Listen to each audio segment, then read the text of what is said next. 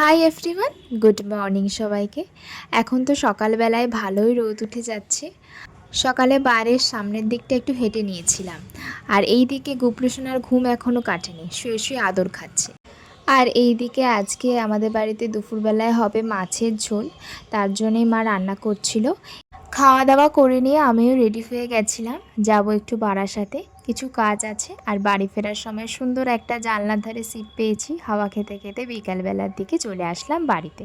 আর এই থেকে কুভ্রু তো সবে ঘুম থেকে উঠেছে, আর উঠে আবারও শুরু হয়ে গেছে দুষ্টুমি।